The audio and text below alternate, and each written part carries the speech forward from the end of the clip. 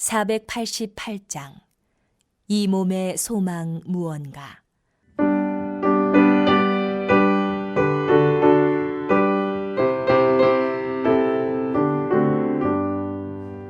이 몸의 소망 무언가 우리 주 예수뿐일세.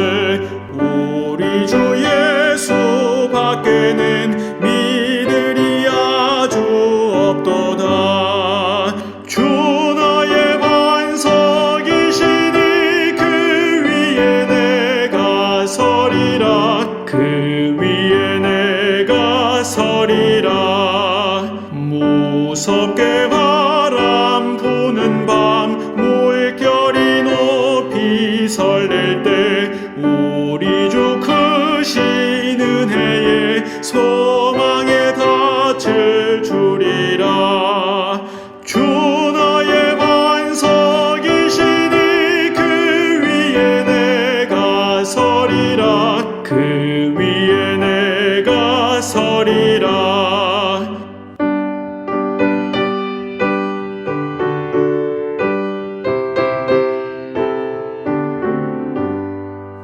세상에 믿던 모든 것 끊어질 그날 되어도 구주의 언약 믿사와 내 소망 더욱 크리라. 주 나의 반석이시니 그 위에 내가 서리라. 그 위에 내가 서리라. 바라던 천국 올라가 하나님 앞에 배울 때 구주의 의를 힘입어 어여시 바로 서리라. 주 나의 반석이시니 그 위에 내가 서리라. 그 위에 내가 서리라. 또한 제자들에게 이르시되 어떤 부자에게 청지기가 있는데 그가 주인의 소유를 낭비한다는 말이 그 주인에게 들린지라. 주인이 그를 불러 이르되 내가 네게 대하여 들은 이 말이 어찌 됨이냐. 네가 보던 일을 셈하라. 청지기 직무를 계속하지 못하리라 하니 청지기가 속으로 이르되 주인이 내 직분을 빼앗으니 내가 무엇을 할까. 땅을 파자니 힘이 없고 빌어먹자니 부끄럽구나. 내가 할 일을 알았도다. 이렇게 하면 직분을 빼앗긴 후에 사람들이 나를 자기 집으로 영접하리라 하고 주인에게 빚진 자를 일일이 불러다가 먼저 온 자에게 이르되 네가 내 주인에게 얼마나 빚졌느냐 말하되 기름 100마리니이다. 이르되 여기 네 증서를 가지고 빨리 앉아 50이라 쓰라 하고 또 다른 이에게 이르되 너는 얼마나 빚졌느냐 이르되 밀 100석이니이다. 이르되 여기 네 증서를 가지고 80이라 쓰라 하였는지라. 주인이 이 옳지 않은 청지기가 일을 지혜 있게 하였으므로 칭찬하였으니 이 세대의 아들들이 자기 시대에 있어서는 빛의 아들들보다 더 지혜로움이니라. 내가 너희에게 말하노니 불의의 재물로 친구를 사귀라. 그리하면 그 재물이 없어질 때에 그들이 너희를 영주할 처소로 영접하리라. 지극히 작은 것에 충성된 자는 큰 것에도 충성되고 지극히 작은 것에 불의한 자는 큰 것에도 불의하니라. 너희가 만일 불의한 재물에도 충성하지 아니하면 누가 참된 것으로 너희에게 맡기겠느냐. 너희가 만일 남의 것에 충성하지 아니하면 누가 너희의 것을 너희에게 주겠느냐. 집 하인이 두 주인을 섬길 수 없나니 혹 이를 미워하고 저를 사랑하거나 혹 이를 중히 여기고 저를 경히 여길 것임이니라. 너희는 하나님과 재물을 겸하여 섬길 수 없느니라. 바리새인들은 돈을 좋아하는 자들이라. 이 모든 것을 듣고 비웃거늘 예수께서 이르시되 너희는 사람 앞에서 스스로 옳다 하는 자들이나 너희 마음을 하나님께서 아시나니 사람 중에 높임을 받는 그것은 하나님 앞에 미움을 받는 것이니라. 율법과 선지자는 요한의 때까지요 그 후부터는 하나님 나라의 복음이 전파되어 사람마다 그리로 침입하느니라. 그러나 율법의 한 획이 떨어짐보다 천지가 없어짐이 쉬우리라. 무릇 자기 아내를 버리고 다른 데 장가드는 자도 간음하며 무릇 버림당한 여자에게 장가드는 자도 간음함이니라. 한 부자가 있어 자색 옷과 고운 베옷을 입고 날마다 호화롭게 즐기더라. 그런데 나사로라 이름하는 한 거지가 헌데 투성이로 그의 대문 앞에 버려진 채 그 부자의 상에서 떨어지는 것으로 배불리려 하매 심지어 개들이 와서 그 헌데를 핥더라. 이에 그 거지가 죽어 천사들에게 받들려 아브라함의 품에 들어가고 부자도 죽어 장사되매 그가 음부에서 고통 중에 눈을 들어 멀리 아브라함과 그의 품에 있는 나사로를 보고 불러 이르되 아버지 아브라함이여 나를 긍휼히 여기사 나사로를 보내어 그 손가락 끝에 물을 찍어 내 혀를 서늘하게 하소서. 내가 이 불꽃 가운데서 괴로워하나이다. 아브라함이 이르되 예 너는 살았을 때에 좋은 것을 받았고 나사로는 고난을 받았으니 이것을 기억하라. 이제 그는 여기서 위로를 받고 너는 괴로움을 받느니라. 그뿐 아니라 너희와 우리 사이에 큰 구렁텅이가 놓여 있어 여기서 너희에게 건너가고자 하되 갈 수 없고 거기서 우리에게 건너올 수도 없게 하였느니라. 이르되 그러면 아버지여 구하노니 나사로를 내 아버지의 집에 보내소서. 내 형제 5이 있으니 그들에게 증언하게 하여 그들로 이 고통받는 곳에 오지 않게 하소서. 아브라함이 이르되 그들에게 모세와 선지자들이 있으니 그들에게 들을지니라. 이르되 그렇지 아니하니이다. 아버지 아브라함이여 만일 죽은 자에게서 그들에게 가는 자가 있으면 회개하리이다. 이르되 모세와 선지자들에게 듣지 아니하면 비록 죽은 자 가운데서 살아나는 자가 있을지라도 권함을 받지 아니하리라 하였다.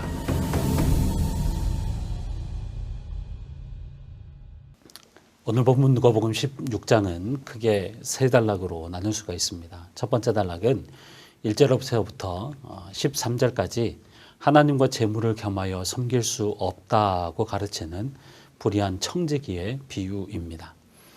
그리고 두 번째 단락은 14절부터 18절까지 돈을 사랑하는 바리새인들을 향한 책망입니다. 그리고 마지막 세 번째 단락은 19절에서부터 마지막 31절까지 부자와 나사로의 이야기가 등장을 합니다. 그런데 이 세 가지의 단락에 공통된 주제가 있습니다. 그것은 바로 돈입니다. 예수님께서 세계 계속해서 이 돈에 대해서 경계심을 갖게 하시고 또 돈을 사랑하지 말 것을 말씀하시면서 그것을 하나님의 나라, 즉 천국과 지옥을 연결하여서 말씀하고 계십니다. 특별히 우리는 은연중에 부자는 천국 가기 어렵다는 생각을 가지고 있습니다. 그런데 여러분 돈은 나쁜 것도 아니고요. 또 천국과 지옥을 가는데 전혀 관계가 없는 것입니다. 오늘 본문을 통해서 예수님은 돈이라고 하는 이 세상의 절대적인 어떤 질서 그리고 하나님 나라의 질서는 다르다라고 하는 것을 말씀하고 있습니다. 예수님은 돈을 사랑하고 돈을 쫓아가는 이 현실을 살아가는 이 세대에게 너희가 진짜 중요한 것이 무엇인지 아느냐? 진짜 복된 것이 무엇인지, 진짜 풍성한 것이 무엇인지, 또 하나님 나라의 질서가 무엇인지를 깨닫기를 원하고 계십니다. 저는 오늘 특별히 19절 이하의 말씀을 통해서 여러분과 함께 말씀을 나누기를 원합니다. 오늘 보면 19절 이하의 말씀을 보면 부자와 나사로가 등장합니다. 나사로는 거지인데 예수님의 비유 중에서 실명이 언급된 유일한 사람입니다. 여러분, 나사로의 이름의 뜻은요, 하나님이 도우시는 자라고 하는 뜻입니다. 그런데 그의 삶은 어떻습니까? 이름과 정반대입니다.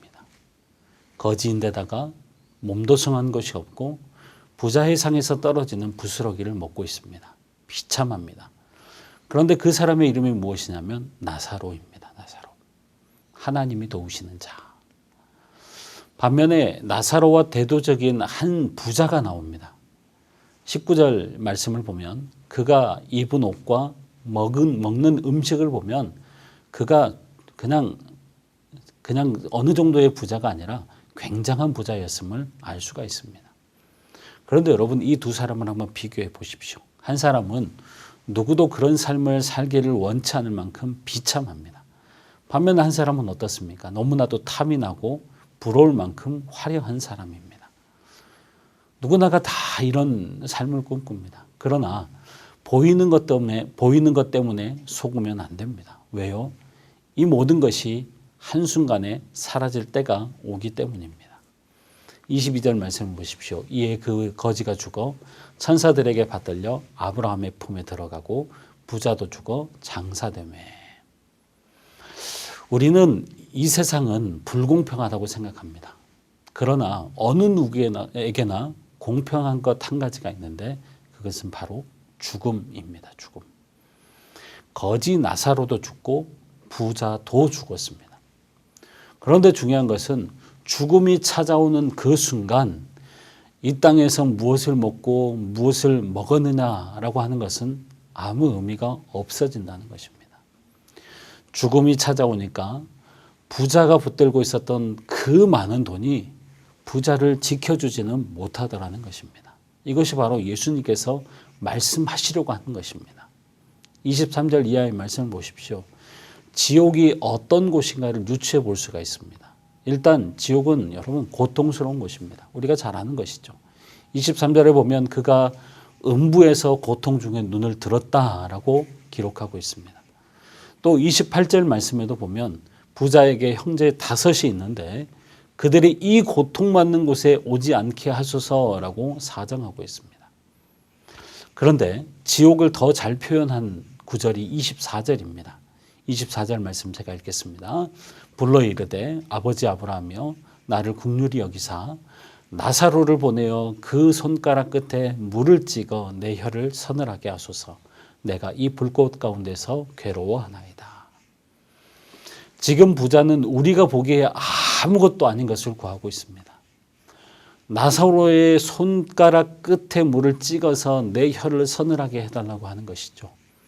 사실 손가락 끝에 물을 찍어서 혀를 서늘해 주는 것이 여러분 어려운 것 아니지 않습니까? 그런데 지옥은 어떤 곳입니까? 이러한 아무것도 아닌 것도 허락되지 않은 곳이 바로 지옥입니다. 진짜 비참한 것이 바로 이것이죠. 고통받는 것보다 더 비참한 것이 바로 이런 자비와 은혜가 없다는 것입니다. 무엇을 말하고 있습니까? 지금 이 세상에서의 삶은 우리가 아무리 불행하고 행복하지 않다고 할지라도 아직은 그래도 은혜가 있고 아직은 하나님의 자비와 은혜가 허락되는 세상이라는 것입니다.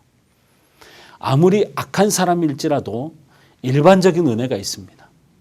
아무리 불행해도 숨은 쉴 수 있고 그런 은혜와 위로가 있는 곳입니다. 한 가닥의 어떤 희망도 있고 소망도 있습니다. 왜냐하면 아직은 하나님의 은혜가 이 땅에서는 허락되어 있기 때문에 그렇습니다. 아무리 힘들고 불행한 것 같아도 아직은 죽음이라고 하는 분명한 실체가 다가오기 전에 하나님이 회개하고 돌이키고 용서함을 받을 수 있는 어떤 기회와 은혜가 허락되어 있기 때문입니다. 그래서 이 땅에서의 삶의 시간은 잘 먹고 잘 살고 성공하고 뭔가를 이루는 때가 아니라 지금 이 땅에서의 삶은 영원한 은혜와 축복의 삶을 위해서 존재하는 긍휼과 회개의 시간입니다. 하나님의 그 크신 사랑으로 말미암아 죄인 한 사람이라도 더 회개하고 돌아오기 위해서 허락된 시간이 바로 이 시간입니다. 그래서 여러분 지금을 가리켜서 선교학자들은 긍휼의 때, 자비와 은혜의 때라고 부릅니다. 그러나 이 은혜와 자비의 시간이 지나가 버리면 심판을 받고 지옥에 떨어지게 됩니다. 그런데 그 지옥은 오늘 말씀에서 보는 것처럼 손가락에 물 한 방울 찍어 죽는 것, 그 아무것도 아닌 것이 그런 지극히 작은 은혜라고 할지라도 허락되지 않고 거부되는 곳이라는 겁니다. 우리는 천국에 대해서 많은 이야기를 나눕니다. 그런데 막상 지옥에 대해서 잘 이야기하지 않습니다. 또한 지옥에 대해서도 그저 막연하게 고통스러운 곳이야라고 말합니다. 그러나 지옥의 핵심이 무엇입니까? 하나님의 은혜와 자비와 또 긍휼이 거부되는 곳이라는 것입니다. 혹시 지금 우리의 배우자가, 자녀들이, 형제와 자매들이, 또 우리의 자녀들이, 우리의 이웃들이 이곳을 향해 달려가고 있지는 않습니까? 아직 기회가 남아있을 때, 아직 하나님의 은혜와 자비와 국률이 남아있을 때 여러분 복음을 전하십시오. 그것이 진정한 사랑입니다.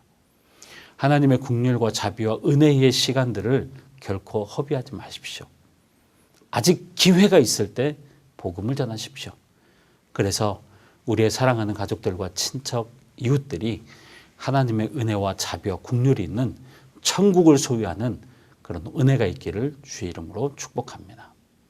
우리가 마지막으로 한 가지 더 묵상해 볼 것이 있다면 그것은 이 기회와 은혜가 남아 있을 때 과연 우리는 무엇을 전해야 하느냐 하는 것입니다. 27절 이하의 말씀을 보면 지옥에 있는 부자가 갑자기 5명의 형제들이 생각이 났습니다. 그리고 간구합니다. 지금 나에게 은혜가 허락되지 않는다고 하더라도 저 땅에 있는 내 형제들에게라도 살려주십시오. 하나님이 나사로를 살려서 다시 저 땅에 보내서 복음을 전한다면 제 형제들이 반드시 믿을 것입니다 라고 이야기합니다. 기적 같은 체험, 뭔가 특별한 것을 통해서 그들이 회개할 것이라고 생각했습니다. 그러나 예수님의 대답이 무엇입니까? 31절 말씀을 보면 이르되 모세와 선지자들에게 듣지 아니하면 비록 죽은 자 가운데서 살아나는 자가 있을지라도 권함을 받지 아니하리라 하였다 하시니라. 여기서 말하는 모세와 선지자들은 구약 성경을 말합니다. 이들이 회개하고 돌아오는 유일한 방법은 어떤 기적이 아니라 하나님의 말씀인 성경밖에 없다는 것입니다. 다른 말로 하면 성경 하나면 충분하다는 것입니다. 여기에는 너무나도 놀라운 비밀이 숨겨져 있습니다. 우리는 어떤 기적이나 체험이 있으면 말씀을 더 잘 믿을 것 같다고 생각을 합니다. 죽은 사람이 살아나고 천국과 지옥을 갔다 온 사람이 말해주면 더 잘 믿을 것이라고 생각합니다. 부자도 마찬가지였습니다. 그러나 예수님은 그렇게 말씀하지 않으십니다. 성경 외에는 다른 어떤 것도 필요하지 않다는 것입니다.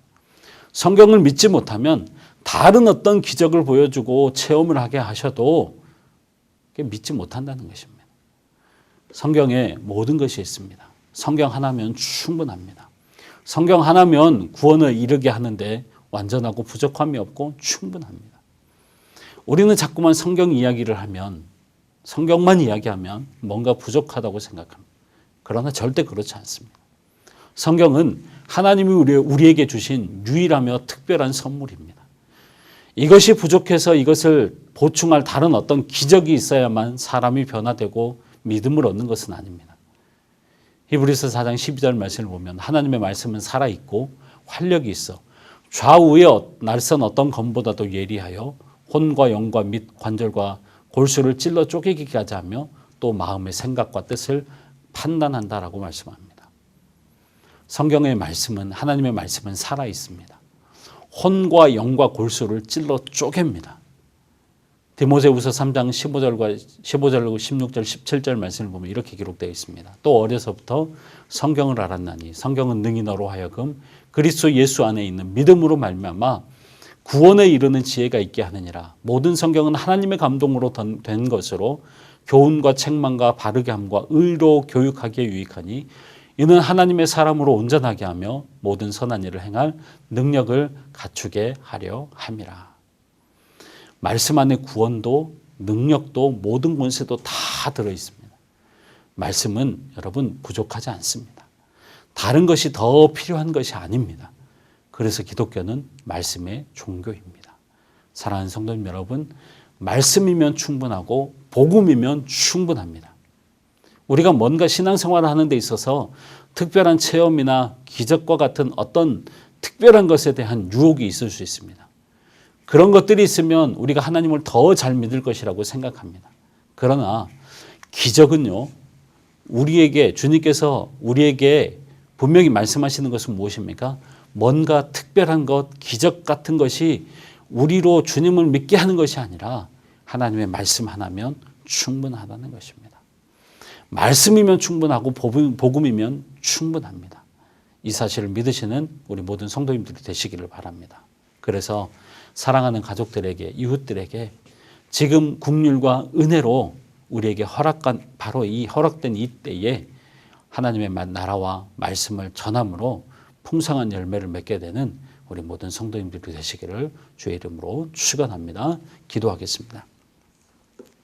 하나님 아버지, 비록 이 땅이 불공평하고 불의하지만 이 땅이 실체가 아님을 알게 하셔서 날마다 하나님의 나라를 소망하며 영원한 것들을 붙들고 살아가게 하시니 감사를 드립니다. 특별히 아직 우리에게 허락된 하나님의 긍휼과 자비와 은혜의 때를 놓치지 않게 하셔서 사랑하는 가족과 이웃들에게 하나님의 말씀과 복음을 담대하게 전하는 삶을 살게 하여 주시옵소서. 특별히 하나님의 말씀이면 충분하고 하나님의 복음이면 충분하다는 사실을 기억하며 다른 어떤 것을 구하지 말고 날마다 말씀으로 승리하는 우리 모두가 되게 하여 주시옵소서. 이 새벽에 말씀이면 충분하다는 주님의 말씀 앞에 엎드려 기도하는 우리 모든 성도들의 기도를 응답하여 주시옵소서. 감사드리며 예수님의 이름으로 기도하며 이제는 우리 구주 예수 그리스도의 은혜와 하나님 아버지의 크고 극진하신 사랑하심과 성령님의 감동감과 유료유통 충만하심이 사랑하는 주의 모든 권속들 머리 위에 가정과 교회 위에 이제로부터 영원토록 함께 있을지어다. 아멘.